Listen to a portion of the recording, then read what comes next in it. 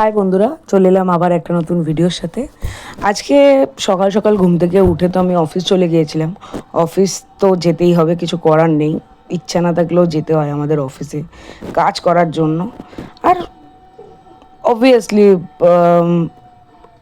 নিজের পছন্দ মতো কিছু কেনাকাটা করার জন্য, মানে সেই স্যালারিটা পেলে মাসের শেষে যখন স্যালারিটা পাই তখন কাজ করতে করতে যে কষ্টটা হয় সেই কষ্টটা লাঘব হয়ে যায়।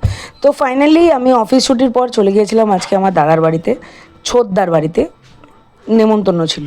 তো রাস্তা দিয়ে যেতে যেতে আমি একটু ভিডিও করে নিয়েছিলাম এবং তারপর লিফটে উঠেও আমি একটু স্টাইল মেরে নিয়েছিলাম আর কি। তারপর স্টাইল মারতে মারতে পৌঁছে গেলাম আমি ছোটদার বাড়িতে। গিয়ে দেখি ছোটদা বা বদ্দা মেজদা কেউ নেই। তো আমি রূপাদিকে জিজ্ঞেস করলাম যে ওরা কোথায়, বললো ওরা সবাই ছাদে। তো আমি চলে গেলাম ওদের কাছে ছাদে, এবং ছাদে গিয়ে দেখতেই পাচ্ছ মানে ছোটদাদের বাড়ি থেকে, মানে ছাদ থেকে আর কি, ভিউটা কত সুন্দর আসে। আর কতটা মানে নিস্তব্ধতা, মানে কি বলবো, ভিউটা অনেকটাই সুন্দর আসে।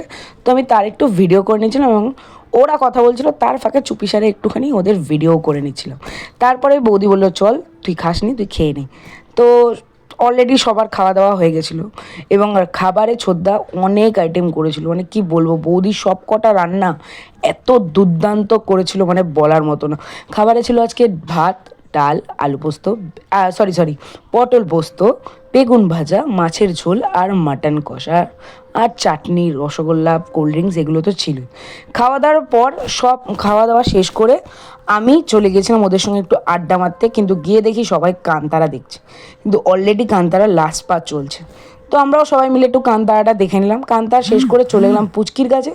পুচকি বেচারি ঘুমিয়ে পড়েছিল, কিন্তু ওকে জোরজবস্তি, যেহেতু আমরা বাড়ি চলে আসবো, ওকে জোরজবস্তি তোলা হয়েছিল। তারপর পুচকির সঙ্গে একটু খুনসুটি করে নিলাম, কিন্তু ও তো উঠবেই না।